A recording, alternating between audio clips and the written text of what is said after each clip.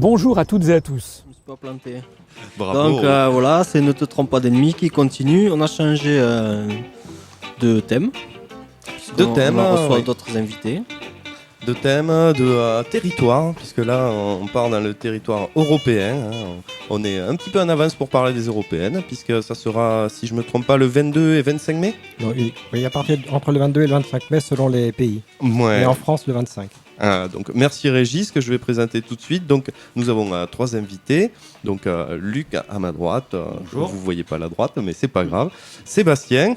Et bonsoir tout le monde. Et donc Régis Chamagne. Bonsoir. Voilà, qui appartiennent à un parti politique qui s'appelle l'UPR et qui sont venus nous parler des élections européennes, donc qui auront un lieu en mai. Donc bienvenue, merci d'être venu. Merci de votre Merci à invitation. vous. Merci de l'invitation.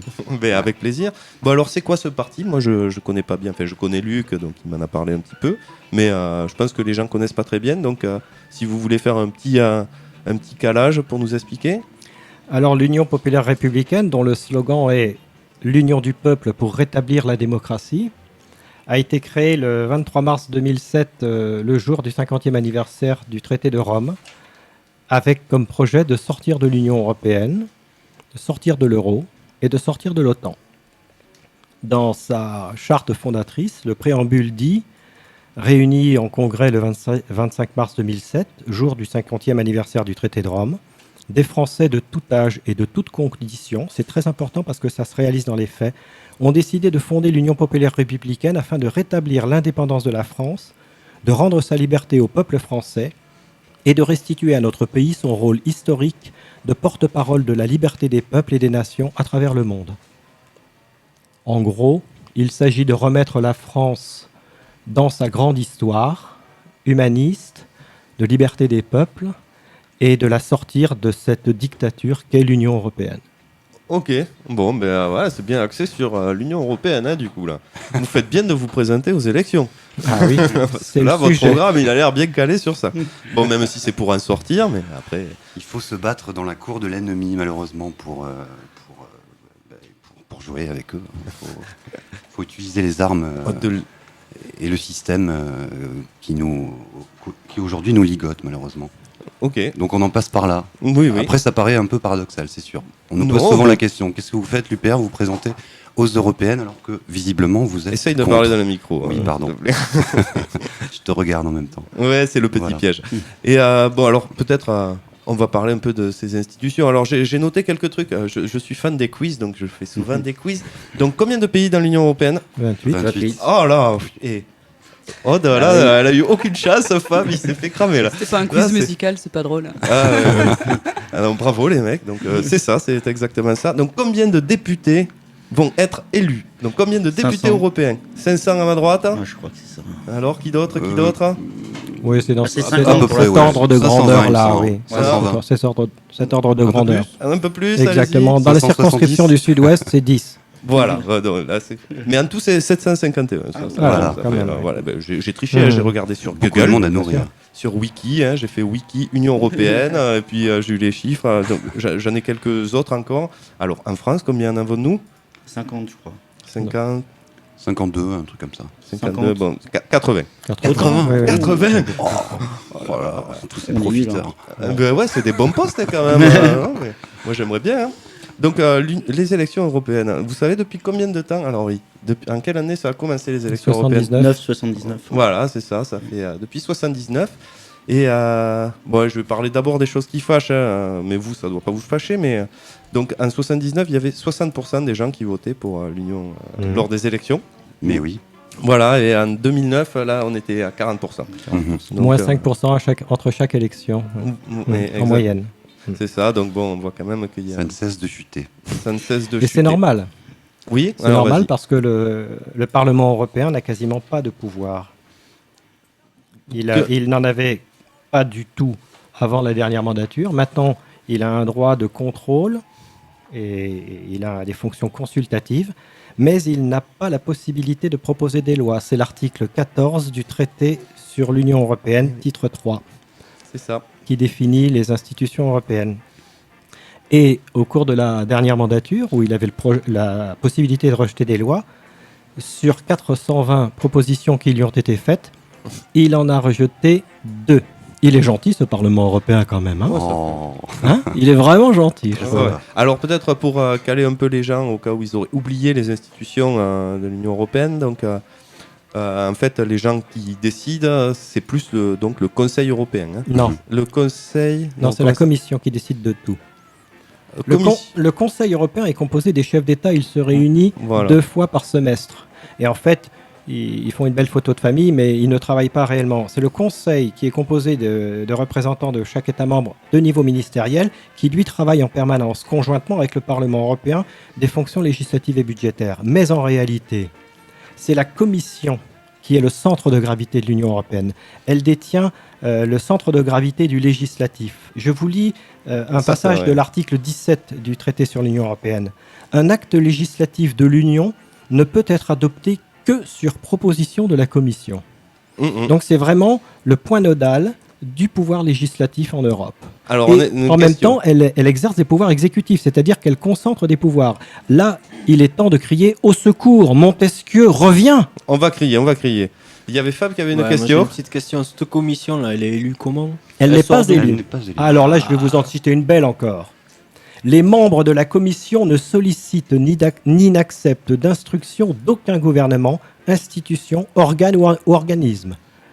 Évidemment, peut-être, acceptent-ils des pressions de la part des multinationales, des transnationales et des grandes banques. En effet, quand on sait comment ça se passe à Bruxelles, les lois européennes sont préparées par des cabinets de conseil. Il y a plusieurs milliers de cabinets de conseil. Plus de 5000, oui. Plus de 5000 autour du Parlement européen, qui sont payés par des grands lobbies de façon à proposer les lois européennes. Je donne un exemple simple qui est proprement scandaleux. C'est la loi sur les semences.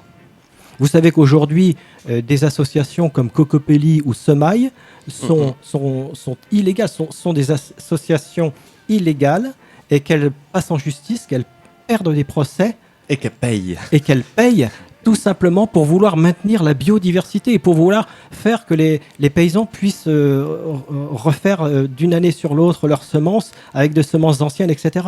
Donc ça, c'est typiquement l'exemple du fonctionnement des institutions européennes où la Commission, sur ordre des lobbies, impose ses directives au peuple. Ok, ça, bon. Ok, t'as toute l'analyse, on va dire. Il y avait Aude qui avait une question. Oui, alors ou en fait, une remarque. Question. Oui. Je voulais réagir sur les taux d'abstention l'abstention qui augmente. Donc en fait, on peut supposer que le citoyen se sent pas du tout concerné par l'Union européenne. Donc qu'est-ce que vous pouvez nous dire pour, par exemple, moi, Toulousaine, qu'est-ce que ça va changer que je me déplace aux urnes pour les européennes sur ma vie toulousaine quotidienne? Sur votre vie toulousaine quotidienne, ça ne changera rien à court terme. En revanche, si vous élisez des représentants de l'Union populaire républicaine, ils auront une voix. Et finalement, c'est la seule chose qu'ils peuvent exercer au sein du Parlement, puisque le Parlement n'a aucun pouvoir ou quasiment aucun. La seule chose qu'ils peuvent exercer, c'est la parole et faire entendre une parole. Et s'il y a une majorité de partis anti-européens, c'est-à-dire anti-capitalistes, anti-ultralibéraux, qui accèdent au Parlement européen, il y aura une voix. Et peut-être qu'on pourra faire basculer le système par cela. Mais concrètement, sur votre vie de tous les jours, ça ne changera rien. Et oui, parce qu'il y a un petit décalage. Moi, j'aimerais juste revenir un petit peu, parce que je ne suis pas sûr que tout le monde comprenne. Enfin, comprenne ou bien que ça lui parle. Donc, les gens que nous élisons, oui. Donc eux se retrouvent à 750, ils sont à Bruxelles, hein. Non, oui, Bruxelles et Strasbourg, mais majoritairement à Bruxelles. À Bruxelles, ils se réunissent, de temps en temps, ils refusent une loi qui leur est proposée. Sinon, c'est les gens de la commission qui sont proposés par les gouvernements qui vont donc décider de plein de lois et de directives. Maintenant, ces directives et ces lois, quels sont les impacts sur les États qui composent l'Union européenne? Alors, j'ai une idée déjà, c'est que en fait, ces lois, normalement, viennent recouvrir les lois nationales. En fait, sauf sur certaines problématiques. Une loi européenne est supérieure dans l'ordre juridique à une loi nationale, et en fait, les lois européennes sont transcrites dans le droit français. Aujourd'hui, 80% des lois importantes, des lois qui conditionnent la vie des citoyens, sont des transcriptions de directives européennes. Alors évidemment, il y a énormément de lois qui sont des lois quasiment sans importance, uniquement techniques, et donc du coup le pourcentage réel des lois transcrites des directives européennes est de l'ordre de 20%, mais les lois importantes, celles qui conditionnent la vie des Français, c'est 80%. Donc, tu as donné un exemple tout à l'heure, là, c'était les semailles. Les semailles, ouais. Moi, je me souviens bien, j'ai mon petit jardin, donc j'avais Cocopelli et j'ai reçu plein de fois leurs mails qui étaient là, donnez-nous de l'argent, on a perdu, on doit 30 000 euros, on doit 60 000 euros, on doit... donc voilà quoi, alors que c'est vrai que ces gens n'ont pas l'air de faire beaucoup de mal, plutôt du bien même. Ils travaillent pour la biodiversité en tout cas. Et j'insiste, cette loi européenne, à mon sens, je parle en mon propre nom, c'est un crime contre le vivant. Et donc, par transitivité, c'est un crime contre l'humanité. C'est une loi qui est absolument scandaleuse. Et bientôt, ils vont s'attaquer aux jardins individuels. C'est-à-dire que le jardinier du dimanche n'aura même plus le droit d'utiliser des semences anciennes ou de reproduire ses semences. Bon, il aura un peu le droit, mais personne ne viendra voir chez lui, mais par contre, ça sera compliqué pour en obtenir. Ils peuvent faire des exemples pour dissuader. Et alors, maintenant, on va revenir peut-être un petit peu à l'UPR. Alors, pourquoi vous avez choisi... Bon, c'est vrai qu'après tout, vu que dans votre statut social, c'est sortir de l'Union européenne, c'est vrai que c'est logique d'aller aux européennes. Et vous n'êtes pas présent sur les terrains des municipales, vous êtes un petit parti, c'est ça, non? Vous n'avez pas encore beaucoup de militants? Nous sommes un jeune parti. Oui, qui date... mais jeune à la fois par l'âge, puisqu'il a été créé le 23 mars 2007, et jeune par la moyenne d'âge, 38 ans. Donc il y a énormément de jeunes. Donc comme quoi, vouloir sortir de l'Union européenne, c'est pas une nostalgie de vieux ringards, c'est un projet de jeunes. 38 ans la moyenne d'âge. Je fais une petite parenthèse sur le plan idéologique et sociologique. L'UPR est semblable au mouvement de la résistance de 1940. Elle rassemble des gens venus de tous les horizons politiques, elle rassemble les gens de toutes conditions sociales, elle rassemble les gens de toutes origines. Donc c'est vraiment un point commun qu'elle a avec la résistance, comme quoi l'enjeu est vraiment important.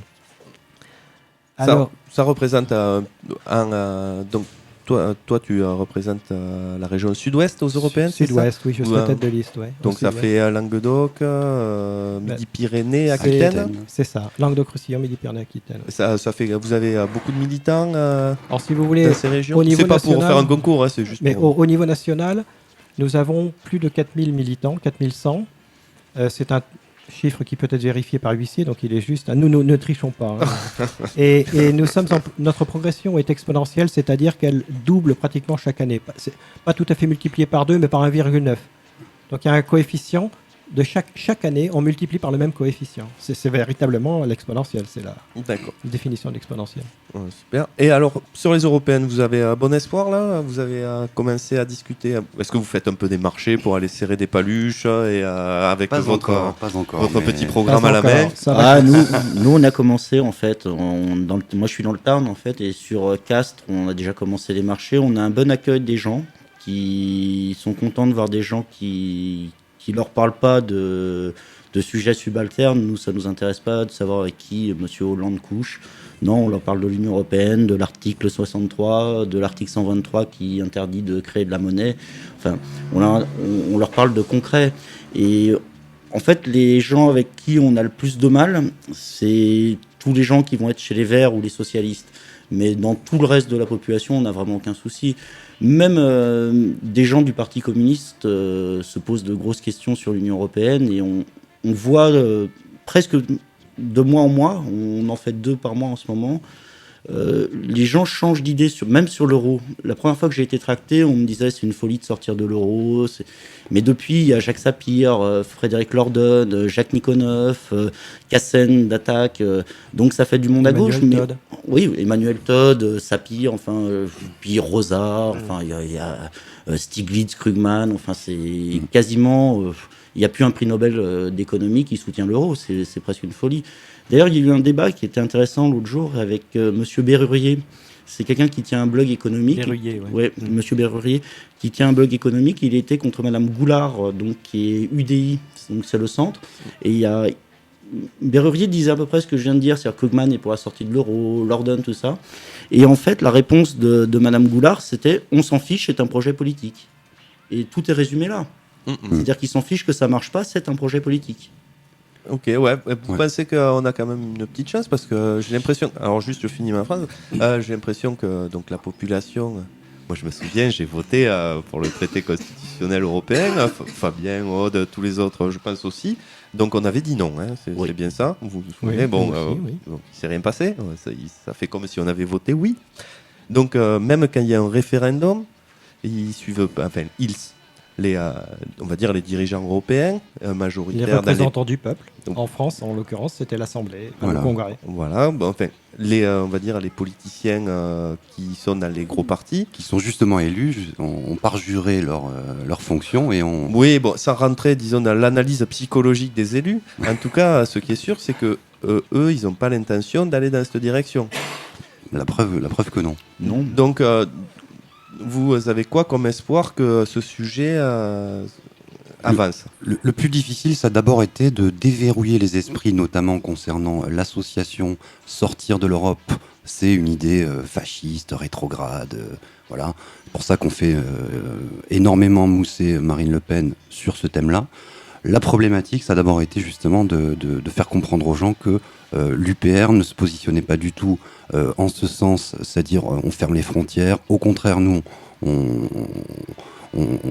parle largement justement de l'ouverture sur nos amis européens, sur nos voisins. Et au tout début, on a quand même été obligé de changer de logo, notamment parce qu'on était associé aux idées du Front National, ce qui est quand même assez dramatique. C'est une technique bien connue, hein. C'est la technique du mauvais messager. D'assimilation. Si vous voulez discréditer une idée, vous le faites porter par un messager qui est répulsif. Oui. Voilà, c'est exactement le processus qui s'est fait en Grèce avec Aube Dorée. Au moment où le peuple grec a commencé à vouloir sortir de l'euro, majoritairement, un parti politique est né qui s'est revendiqué comme néo-nazi et en disant on veut sortir de l'euro. Et du coup, si vous vouliez sortir de l'euro, vous étiez néo-nazi. C'est une technique qui a fonctionné jusque-là, qui commence à ne plus fonctionner. Les murs se craquellent. Et nous, ce que nous pensons, c'est qu'à un moment donné, le seul acteur qui va pouvoir changer la donne, c'est le peuple. Malgré tout ce que... Effectivement, le système politique est verrouillé actuellement. Il est bien cadenassé. Mais il y a encore un acteur qui existe, c'est le peuple. Et c'est pour ça que le peuple est au cœur de notre slogan, au cœur de notre problématique. Ok, bon, ben super. Hein. De cette manière, c'est le peuple qu'il va falloir qu'il vienne dans votre parti. Si... Et alors, Fab, tu me faisais un petit signe. Oui, avant de faire une autre petite pause musicale, il nous reste encore 5-10 minutes. Je voulais reprendre deux thèmes là, qui ont été abordés. C'était déjà la loi qui interdit de créer la monnaie. Si vous pouvez vous exprimer sur ce point. Et aussi de l'actualité, là, ça fait plusieurs semaines où on voit les Ukrainiens qui se battent pour sortir de l'euro. Enfin, pour rentrer ou sortir, je sais plus trop. Donc, qu'est-ce que vous pensez de ce qui se passe là-bas? Alors, déjà, pour répondre à votre première question, c'est l'article 123 du traité sur le fonctionnement de l'Union européenne. Je rappelle que les traités se modifient à l'unanimité. Il est interdit à la BCE et aux banques centrales nationales d'accorder des découverts ou tout autre type de crédit aux institutions, organes ou organismes de l'Union, aux administrations centrales, aux autorités régionales ou locales, aux autres autorités publiques, aux autres organismes ou entreprises publiques des États membres. Voilà, donc ça, c'est un article qui reprend en fait la loi de 1973 que l'on a appelée Pompidou-Giscard-Rothschild. Et cette loi, c'est la loi qui a fabriqué la dette. La dette n'est pas intéressante en tant que telle, elle est intéressante par les intérêts qu'elle produit. Aujourd'hui, c'est pratiquement 50 milliards d'euros par an qui sont en fait l'impôt levé par les banques sur le peuple français. Voilà. Article 123 du TFUE. Alors vas-y, Luc. Je ne suis pas tout à fait d'accord. C'est pas que ça. C'est-à-dire que ça permet de faire monter la dette, donc de gagner de l'argent, mais ça permet aussi de mettre une pression sur les salaires vers le bas. Parce que plus on augmente la dette, plus on détruit les services publics, et c'est d'une utilité pour les banques, c'est bien fait. Ouais, c'est et triste à dire, mais la paupérisation, la destruction des services publics, c'est l'article 106 Bien sûr. du traité sur le fonctionnement de l'Union européenne. L'Union européenne doit détruire les services publics de tous ses États membres. C'est pas écrit comme ça, mais c'est ça que ça veut dire. Alors la deuxième question. C'est la deuxième question sur l'Ukraine. Oui, c'était sur l'Ukraine. Ouais. Bon, l'Ukraine est un pays particulier. Il a toujours eu deux composantes. Une composante tournée vers l'ouest et une composante tournée vers la Russie, vers l'est. Et dans toute son histoire, c'est l'histoire de l'Ukraine, ça s'est toujours passé comme ça. Aujourd'hui, Il y a le gouvernement ukrainien a le choix géostratégique de se tourner soit vers la Russie, un pays qui monte, qui sur le plan géopolitique, un pays qui prend du pouvoir, qui prend de l'ascendant sur le plan géopolitique, et l'Union européenne qui est moribonde et qui se casse la figure. Donc il a naturellement choisi de se tourner vers la Russie. Et il y a évidemment des manifestations qui deviennent assez sanglantes. On peut penser qu'elles sont en partie instrumentalisées par des services secrets occidentaux. C'est sur le principe des révolutions oranges. La doctrine des révolutions oranges a été écrite par un ancien colonel de la CIA. On peut télécharger le livre, il est malheureusement pas traduit en français, mais on peut télécharger le livre, il s'appelle From Dictatorship to Democracy. Et il dit exactement comment il faut faire pour renverser un système. On ne peut plus y aller avec les chars et les avions, forcément, donc on y va par cette méthode. Alors ça s'est passé, ils ont fait ça en Serbie, ils ont fait ça en Géorgie. Bon, voilà, donc à mon avis, il y a des services secrets là-dedans. Puis il y a quelque chose qui pose problème, comme en Ukraine, c'est que l'Union européenne, elle est alliée avec un parti qui s'appelle Svoboda. Et Svoboda, c'est des néo-nazis. C'est pas autre chose que des nazis. Ils le revendiquent comme tel. Hein. C'est pas, c'est quand même gravissime. C'est-à-dire que l'Union européenne parle toujours de fascisme, mais le fascisme qui va dans son sens, ça la dérange pas. Hein. Pas du tout. Non, non, pas du tout. Ok, bon, en tout cas, super, merci d'être passé discuter avec nous. Enfin, vous restez jusqu'à la fin, on a un peu de temps encore, hein, mais c'était, comme je voyais Fab, parce qu'on a des petites annonces à faire. Et vous nous rappelez peut-être les dates des élections européennes ? Le 25 mai en France. 25 mai. C'est un tour au scrutin majoritaire direct. Voilà, scrutin majoritaire direct. Et après, il y a un panachage de listes, là, j'ai pas trop compris. Non, c'est un scrutin majoritaire. Si vous avez plus de 5%, il faut avoir plus de 5% des suffrages exprimés pour être éligible. Et puis ensuite, c'est la proportionnelle. D'accord. Ah oui, j'ai dit scrutin majoritaire. Non, pardon, c'est scrutin proportionnel direct. Ok. Alors, vous estimez que vous avez une chance d'avoir un siège et donc une belle rente à 40 000 € par mois, non, c'est ça ? Tout est possible. 7 000. Oh, Tout est possible. En fait, on se pose la question de la possibilité d'une transition de phase. Les phénomènes complexes n'évoluent pas de façon linéaire, ils évoluent par transition brutale de phase. Et la prise de conscience au sein d'une société est un phénomène complexe. Si cette prise de conscience se produit avant, nous avons des chances. Si elle se produit après, nous avons très peu de chances.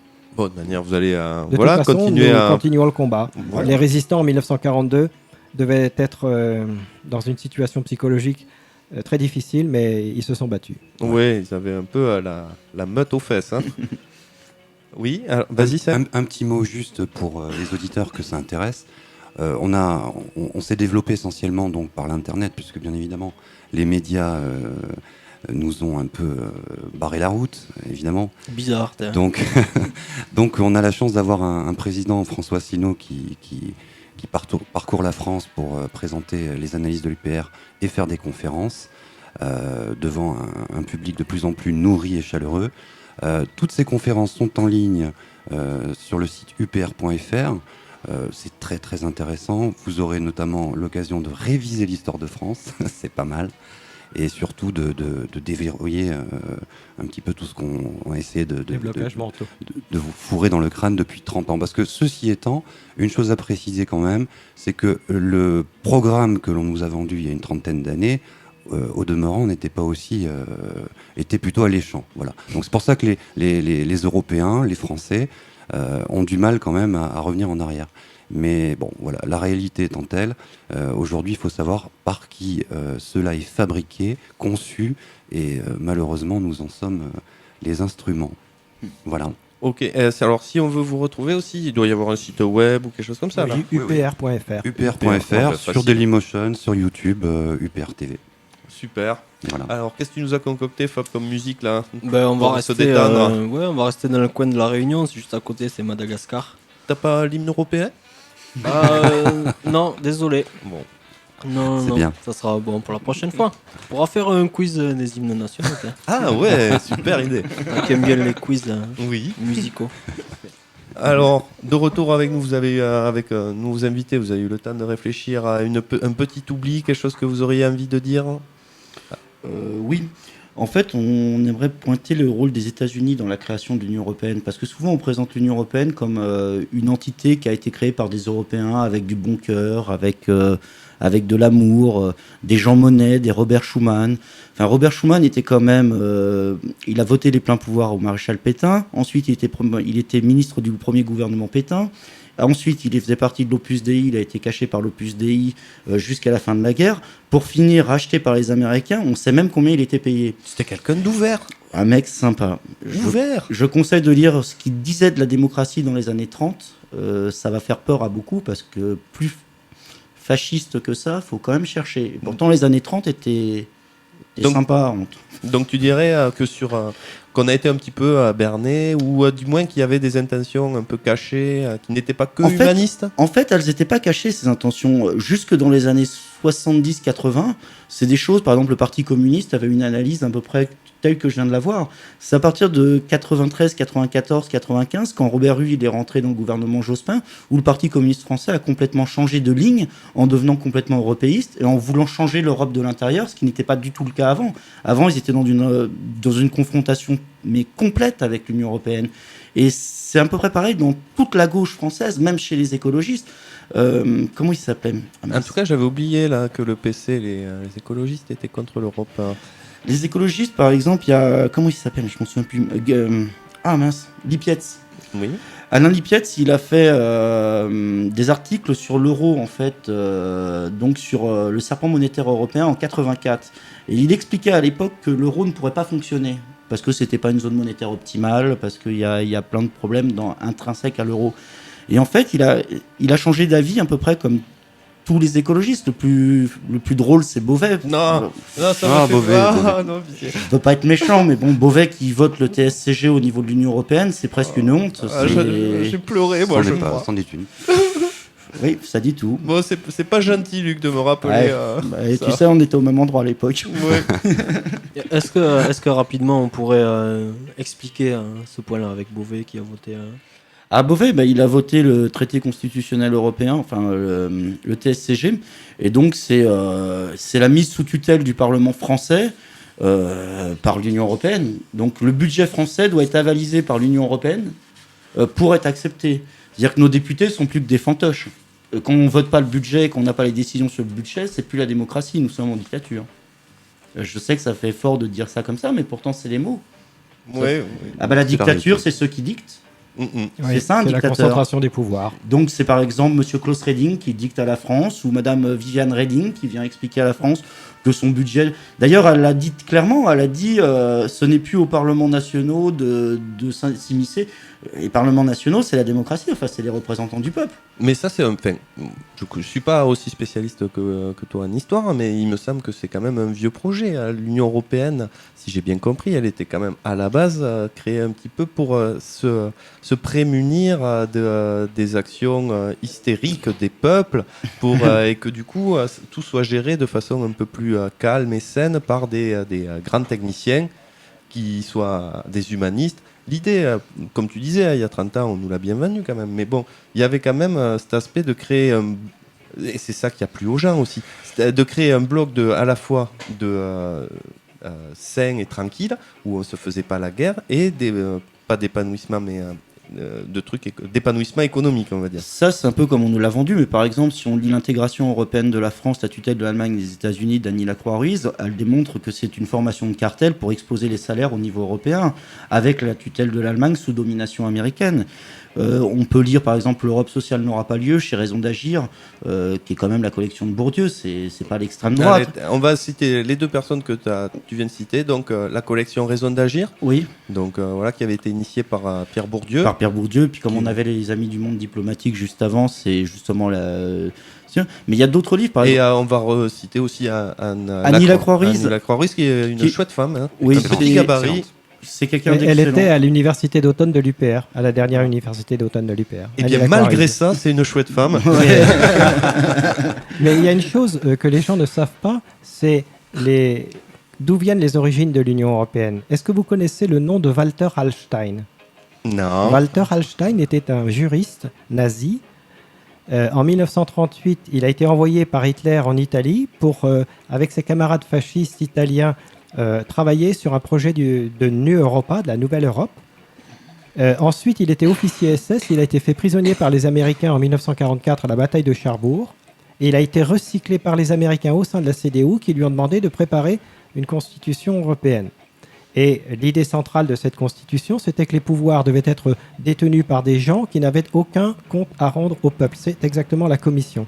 Il a été le premier président de la Commission européenne. D'ailleurs, il a co-signé le traité de Rome aux côtés du chancelier Adenauer. Il a été le premier président de la Commission européenne. Et c'est la politique de la chaise vide de De Gaulle, quand il a voulu créer une Europe fédérale, qu'il a éjecté. Et il a terminé sa vie dans des sinécures.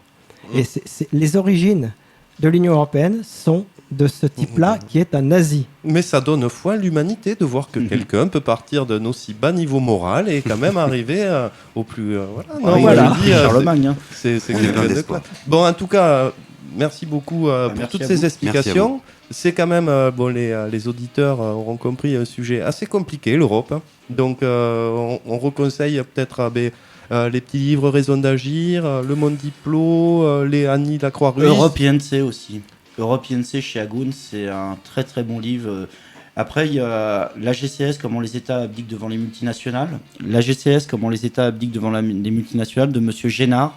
Parce qu'on n'a pas eu le temps d'en parler, parce que le stade suprême de l'Union européenne, c'est le marché transatlantique. Et dans le marché transatlantique, ça n'a aucun sens de vouloir être dans l'Union européenne et pas dans le marché transatlantique, parce que l'article 42 du TUE nous oblige à être dans l'OTAN.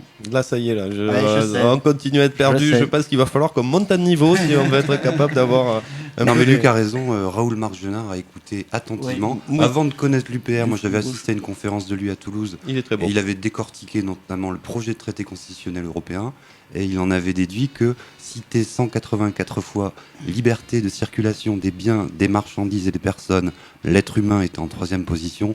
Et en C'était ne citant que 3 fois le terme social et sociétal, effectivement, dès lors, c'était très suspect. Eh oui, oui, Voilà. voilà. En tout cas, ce qui est sûr, c'est que les gens s'intéressent à ce sujet. Je me souviens que quand il avait fallu voter le traité, les gens ils y étaient, ils s'étaient renseignés sur ce que c'était, et d'ailleurs, ils étaient contre. Donc voilà. Donc encore une fois, merci. Merci à vous. Merci à vous. Et puis bonne chance pour les européennes, et peut-être on se reverra. Avec Voilà, grand d'ici là. plaisir. Bah, merci. Voilà, et bien merci à vous tous d'être venus pour nous exposer cette situation européenne qui est toujours d'actualité. Jamais. Alors, que faire? Et ça sera ma conclusion. Il y a un monsieur qui avait posé la question mais qui n'a pas voulu attendre la réponse. Que faire? Il y a une réponse, il y a un vrai débat. Un vrai débat, mais alors là, c'est là que s'arrête le cours et que commence la politique, et donc je ne ferai que l'effleurer. Le vrai débat, eh bien, c'est que c'est un des grands secrets aussi, qu'aucun parti politique en France ne veut dire, c'est que dans le traité de l'Union européenne, du traité de Lisbonne, il y a un article qui s'appelle l'article 50, qui a été introduit à la demande des juristes internationaux. Tout État membre peut décider, conformément à ces règles constitutionnelles, de se retirer de l'Union. Il faut notifier son intention au Conseil européen, négocier les modalités de retrait avec le Conseil européen, et si on arrive à un accord, tant mieux. Si on n'arrive pas à un accord, eh bien, on s'en va au bout de 2 ans. Voilà. Alors, les gens qui vous disent qu'on ne peut pas sortir de l'Union européenne, que c'est impossible, vous leur dites tout simplement, si c'était impossible, pourquoi est-ce que c'est écrit ?